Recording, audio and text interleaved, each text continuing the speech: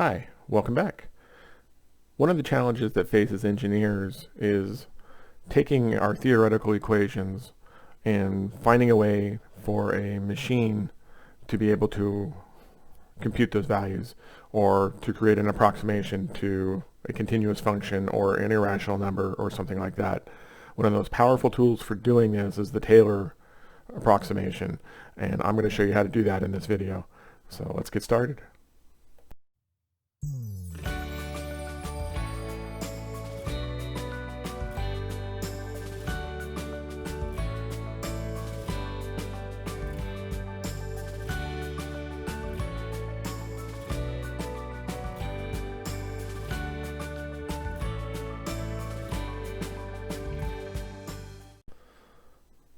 In the last video, we talked a lot about basics of errors and the types of errors that you can encounter and where they came from and some of the pitfalls that were associated with it. That was in order to set us up to be able to start talking about numerical analysis techniques, okay, or approximation techniques.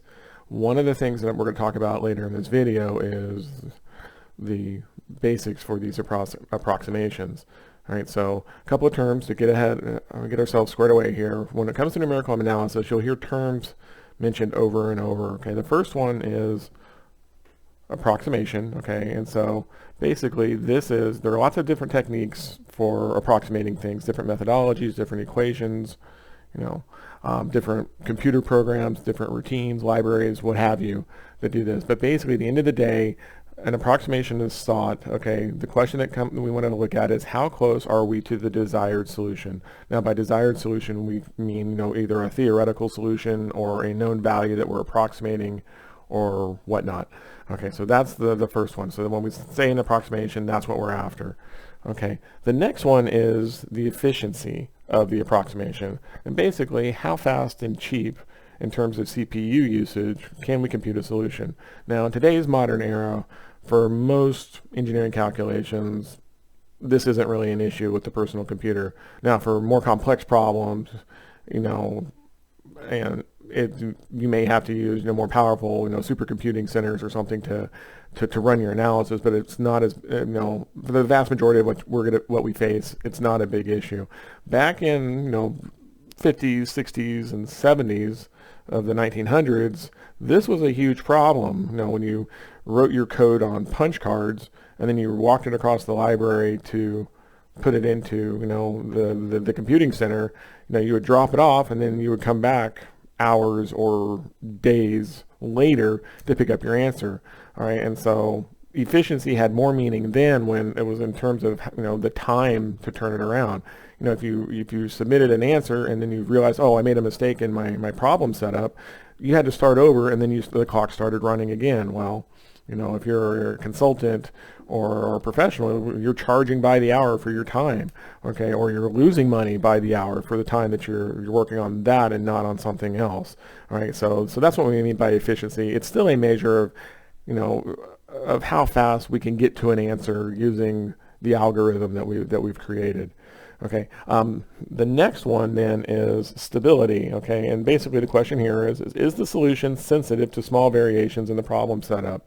Okay, if I change, say you're doing a dynamic study for a structure, using structural dynamics and algorithms there. If I change the time step, does my answer still maintain a reasonable approximation to what I think is the theoretical result? Or by changing one small parameter within the algorithm, can I blow up and get a completely different answer? And things like vibration analysis, that's a huge deal. If you don't set your time step right on this, you can actually get numerical responses that predict a movement in the completely opposite direction.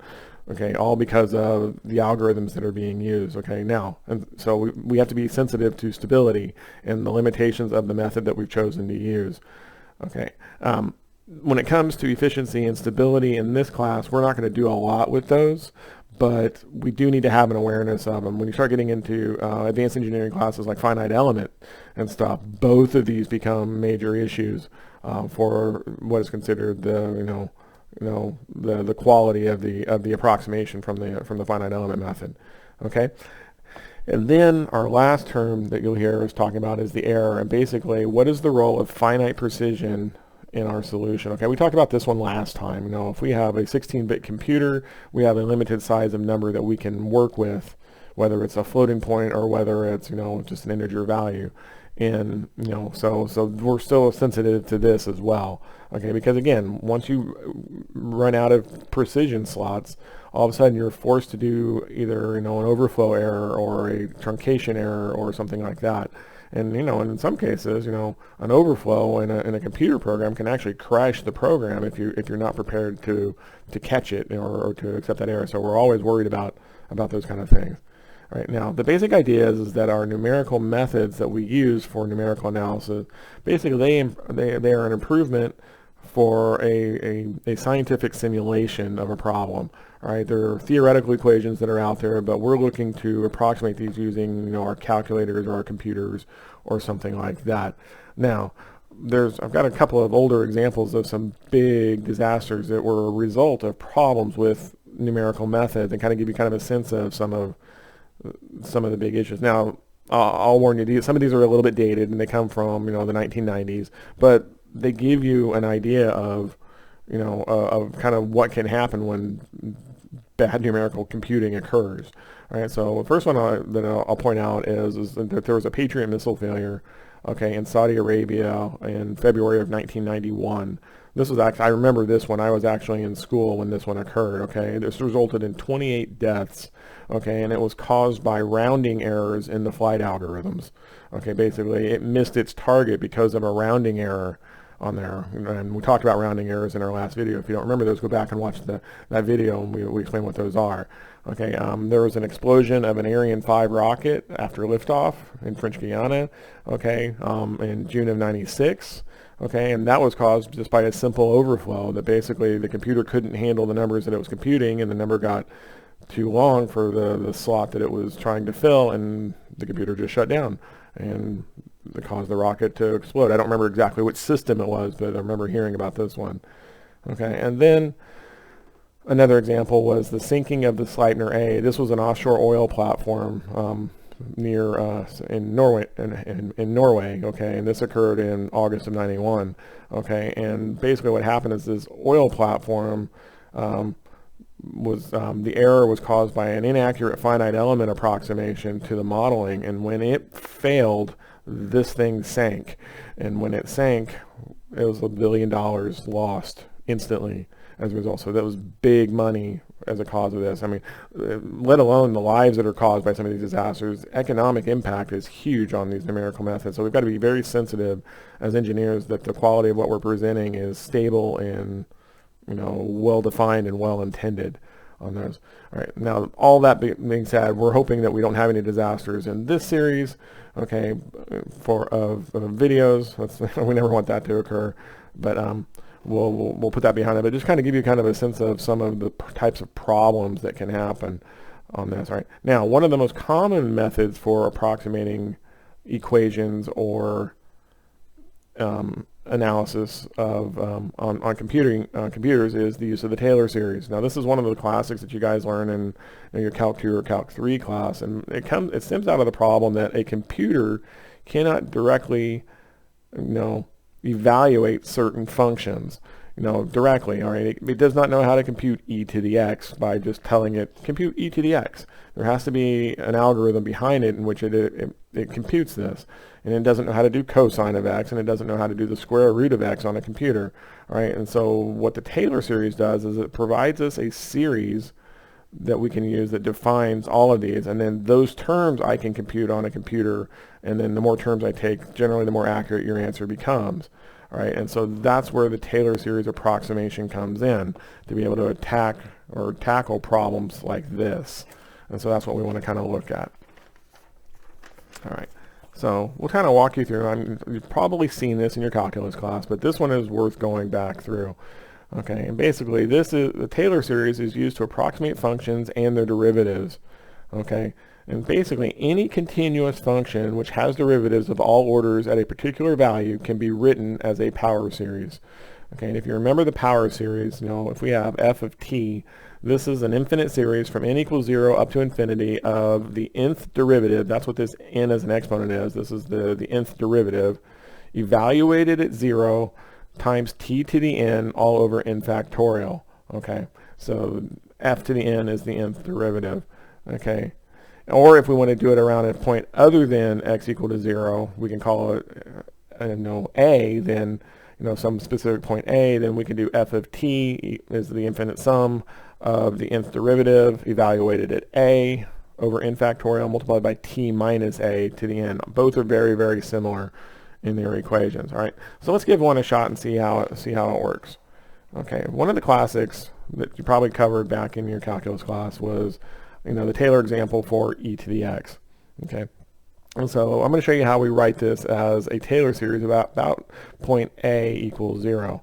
Now we know that e to the 0 is equal to 1, and if we write out all of the terms for this, you remember in your calculus class that e to the x ended up being 1 plus x squared over 2 factorial plus x cubed over 3 factorial, and so forth and so on, is all equal to e to the x. So if we come back and we kind of look at what's happening here, all we're doing is we're taking our e to the x function at all values of n.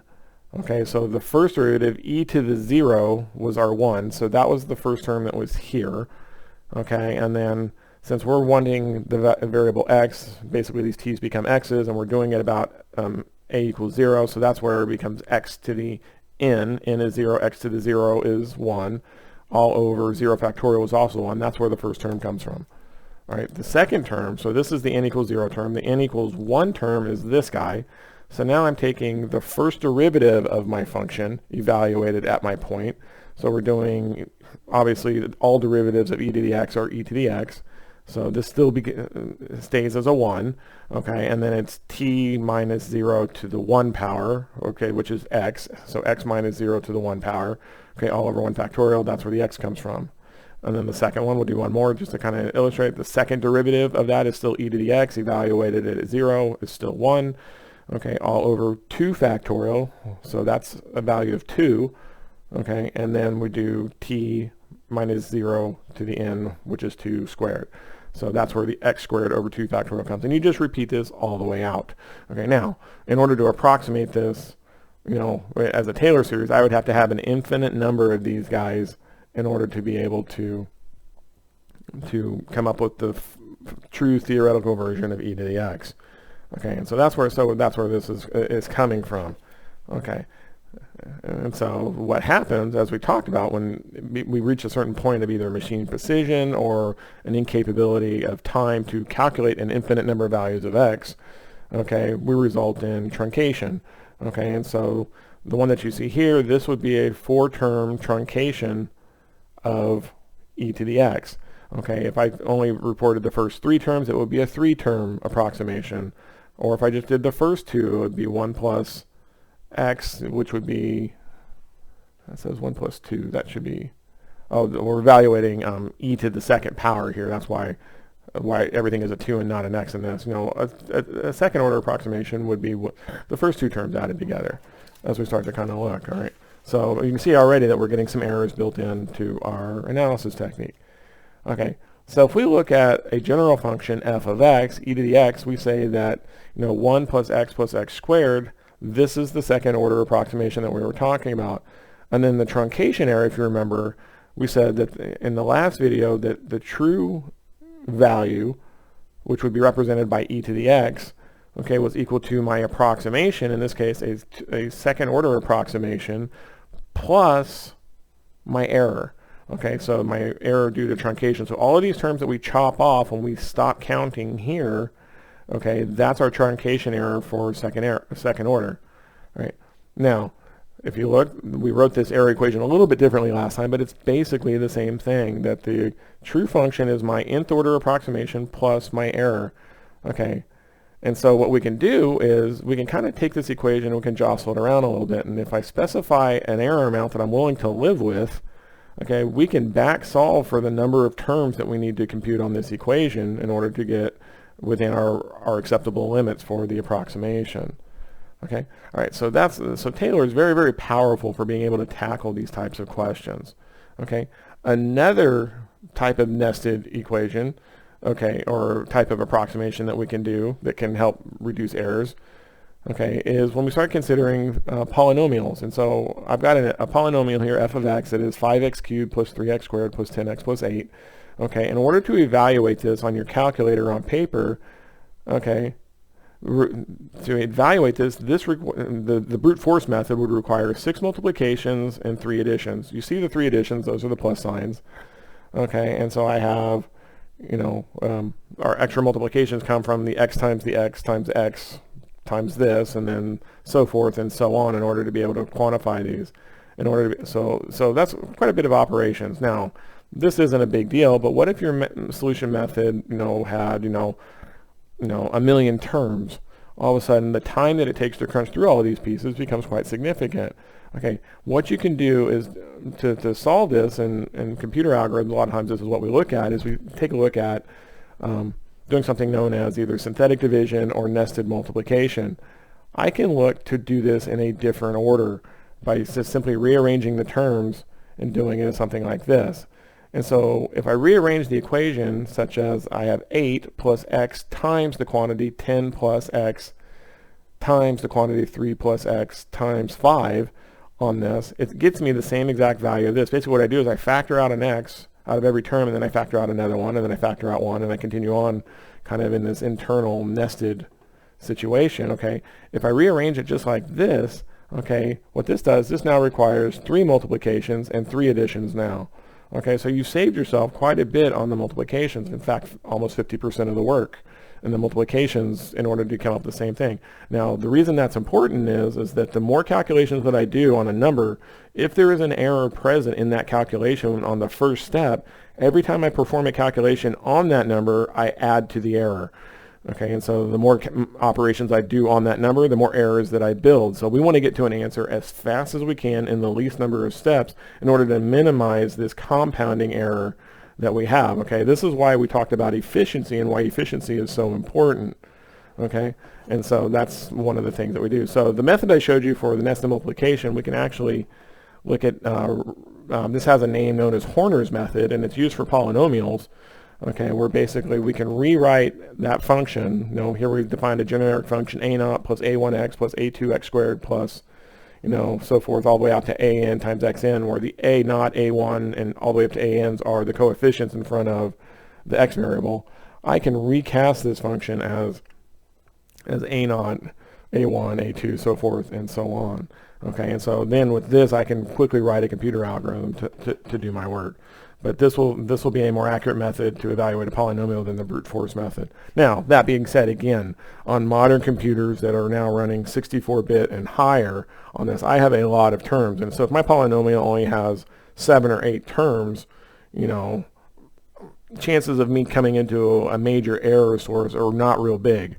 But if I do a million calculations on this thing, now we've got a problem, and that's what we're looking at on doing this. So that's Horner's method. That's another method for us to look at. Okay, all right. So all of those are pretty handy. All right, so let's go back. I know we jumped around a little bit, but I want to at least show you a couple other techniques that we can do. Let's go in and let's talk about the Taylor series especially, okay, and how we can do a numerical analysis in order to be able to approximate the derivatives of this. Okay, one of the problems that a computer has is in determining a true derivative value.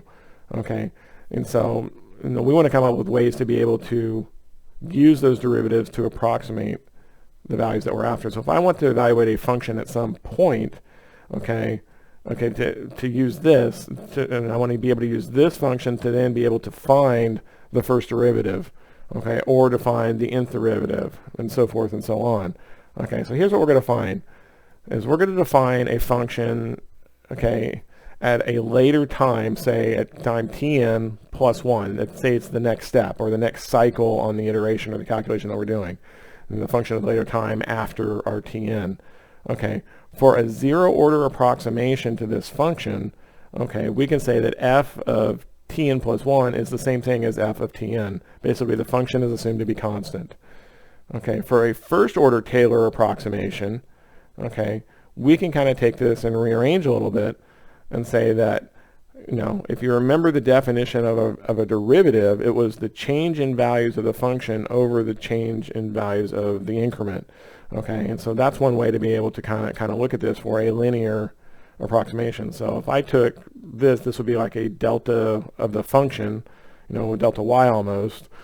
Okay, and then if I divided this term through, this would be like a delta x. So delta y over delta x is a dy dx.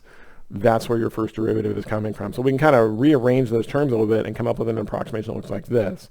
So my next value is equal to the initial value plus the first derivative of that value multiplied by the sign, by the size of the time step, if you will, the distance from the point that I'm at now to the point that I'm at in the next cycle.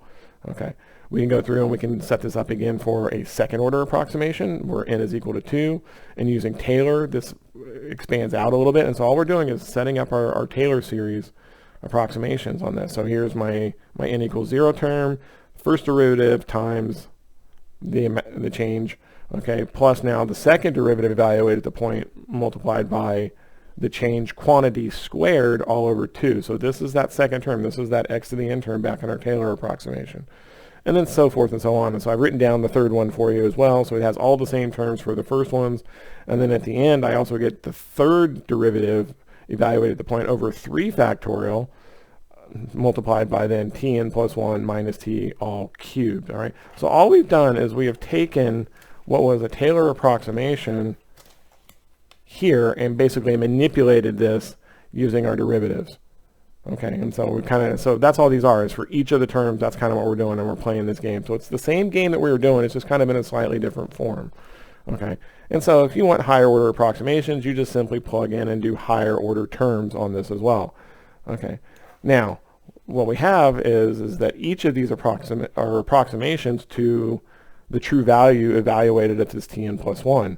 Now, what will happen generally in most functions is that the more terms you add onto this thing, the change between n equals 4 and n equals 3 becomes smaller and smaller, and eventually you'll get out to some point of an n value in which there's next to no change on that, or you've met some acceptable error limit, as we've talked about on those, and then you would know to stop the approximation at that point. Okay, so this is what we talk about when we talk about convergence, and we'll walk through a numerical example, and I'll kind of show you what's happening on that as we go. But that's the basis of the method that we're going to show you.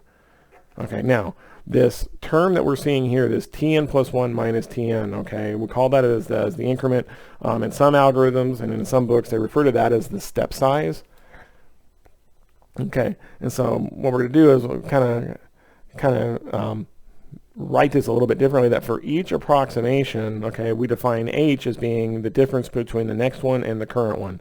So this is that increment, that delta x, if you will. This is the step size that we call as h. So some books refer to it as an h value. And then if you rewrite this whole thing, for the approximation of the next value, okay, then I have all of my order of terms, my nth order approximation, all the way out to here, and this is the Taylor expansion of it. And again, instead of doing the delta, tn plus 1 minus tn, I'm calling it just as h, just for a little bit of simplification in the writing of this thing, that my approximation is this piece of it, and then I have this rn value, which is what would be left over, which is the truncation error, okay? And this is the guy that we want to minimize. The smaller he is, the more accurate our answer is. Okay, so that's where we're going with all of this. Okay, all right, so let's give one a shot. Okay, and so we're going to take, and I have a function here that is going to be a function f of x is equal to x to the n power, and we're going to evaluate this at x equals 2 with a step size. This is that h parameter, or that delta, okay, equal to 1.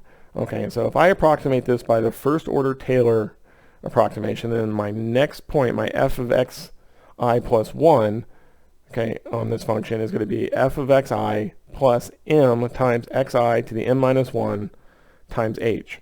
Okay, so if you look, and that's what we've got. So all I did is I took the first derivative of this, so that's the m x to the xi to the n minus 1, and then I'm adding the time step on this piece. So this is the first derivative. This is f prime of xi. Okay, so then if I go through and I look at this, then the R1 for this then is everything in the infinite Taylor series after the first derivative. Okay, so here's the second derivative term, so that should be, I have it written as 2, it's 2 factorial really, And so that's exactly the same. And then I do the third derivative, h cubed over 3 factorial, fourth derivative, h to the fourth over 4 factorial, plus all the way out to, the infinite derivative of xi, h to the infinite value all over infinity factorial. Obviously, there's some logistical problems with calculating that, but you get the idea. The numerical error, the truncation error, is everything after what I just solved for.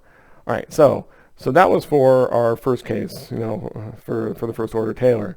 Okay, so for this particular function, okay, for m equals 1, okay, then our function x to the 1 power is actually a linear function, okay, and so Taylor is actually exact.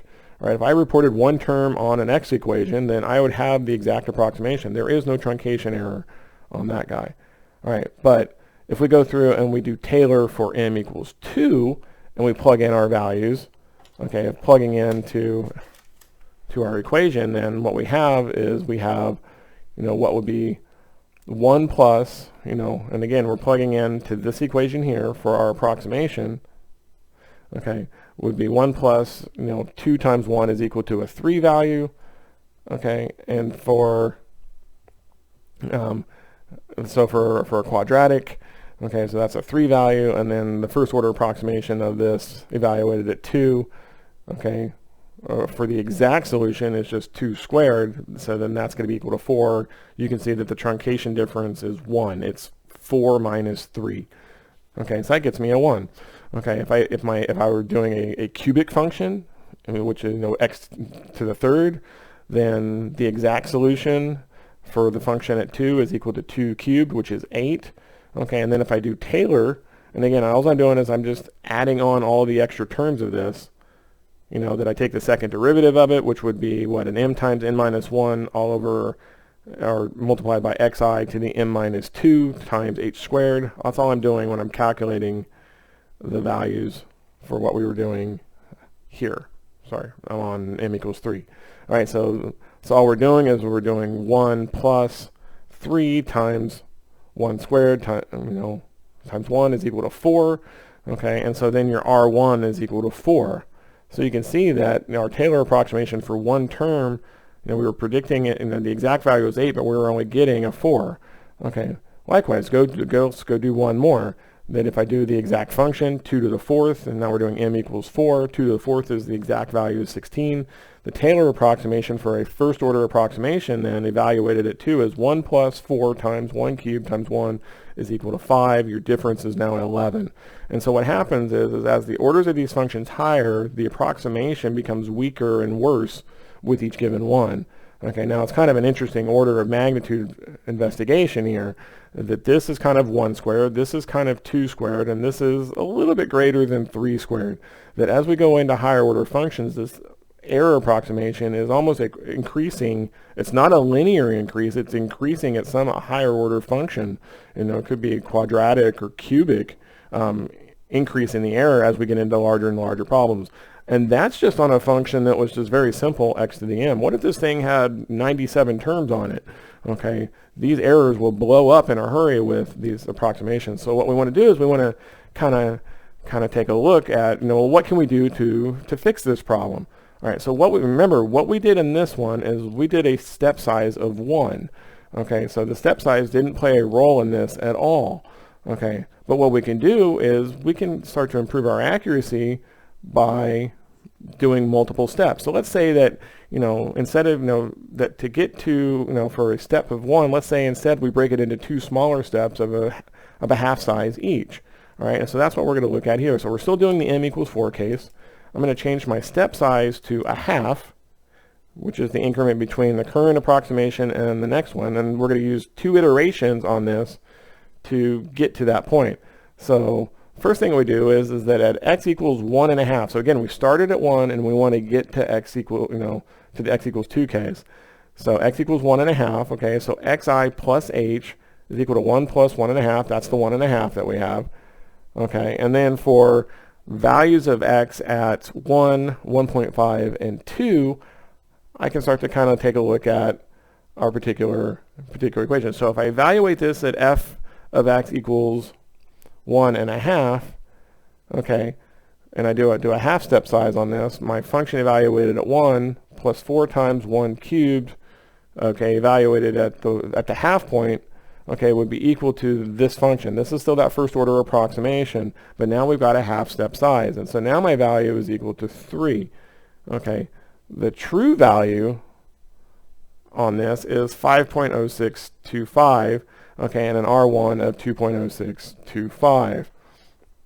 Okay, so now what we do is we now go and evaluate my f of x plus or minus 1.5 here. So we're taking this value that we had for this function, okay, plus then the approximation of that function for the first term. So here's our 4. We're doing a 1.5 because that was my value at the current time step. So we moved off of x equals 1 to x equals 1.5.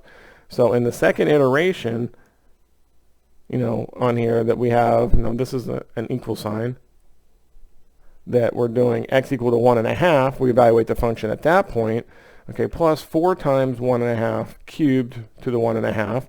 Okay, and the approximation for x equals 2, then this numerical value becomes, well, you have this one from before, that was this equation here. Okay, so there's the 3. Okay, and then this computation is going to tell me 6.75, and so now my total is 9.75 on this approximation with a step size of h equal to a half. Now take a look at what happens when you compared that to the error that we were getting before. All right. The exact solution we know is 16, right? And now my approximation using 2 steps has gotten me to 9.75. Last time when I tried to do it in 1, it only got me to 5. All right, so I had an error of 11 before. Now my error by doing 2 smaller steps on a lower order approximation, 16 minus 9.75, the error is only 6.25. So by going to a half step size on this and doing double the calculations that we have on here, you can see that I've cut the error almost by half. Okay, and so there are different things that you can play with. We can play with the size of the approximation, or if I have what is not a great approximation, I can do a lot more smaller increments as I compute the values on this thing, and I can come up with ways to reduce these truncation errors. Okay, all right. So for the sake of argument, I went ahead and I ran the approximation for all of the values using now a quarter step on this. So I went at x equals 1, 1.25, 1.5, 1.75, and then 2. Okay, and I kind of worked through this whole process on this.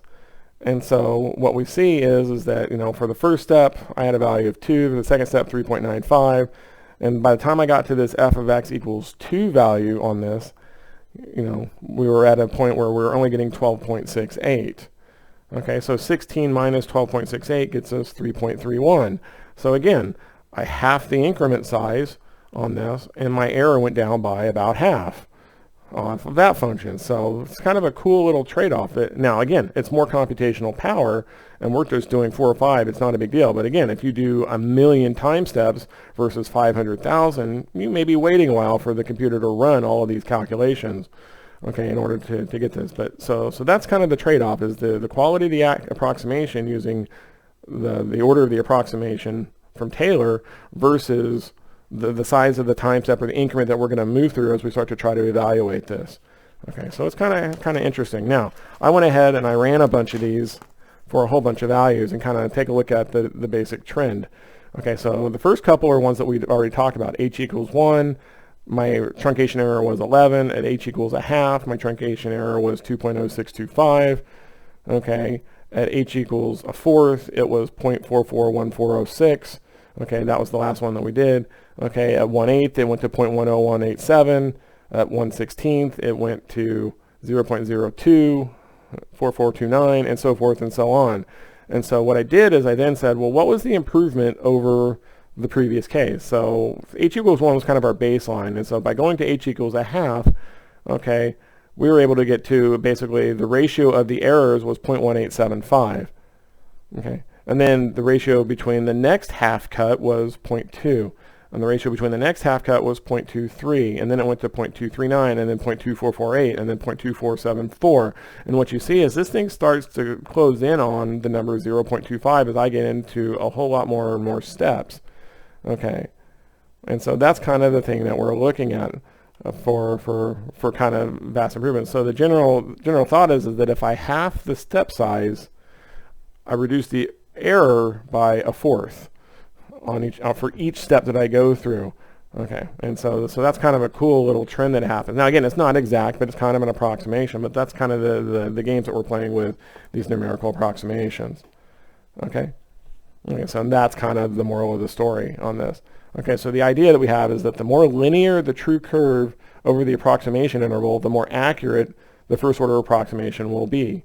Right? If you imagine that you have a function that is looking something kind of like this, maybe it goes up to here, and this is my end time, and this is my start time, and I do a linear approximation between this point and this point, you can see it's going to be a pretty crummy approximation. But if I can break it down into pieces that have a lot more milestones in between, now I'm looking at doing this, and then this, and then this, and then, however this thing falls out, and we're just using a linear line between the steps, down to here and down to there. Okay, and you can see there's still some error, but it follows the curve a lot better by going to smaller and smaller approximations. So that's one of the things that we're looking at is, how fast is the data changing? Or, if you're trying to do an electrical signal or measure a structural dynamics response, I have to use very small increments in order to be able to do these linear or second order approximations. All right, so that's kind of what happens with this first order guy. If you went to a second order, you can see that for a relatively curvy true function, that a curve would follow a little bit better than the straight line. And sometimes you go to a cubics or a fourth order or whatever you choose to use, that it can fit the data and you can actually improve the accuracy of the results that we want. We want to be as accurate as possible in all the steps because, again, we're building errors every time we move through this calculation. If I'm off on this value, then I'm going to be off on the next one, plus whatever it picks up as being off on this little guy. So that's kind of the game that we're looking to do on this. All right, so with that being said, we'll kind of stop our discussion there. That's Taylor.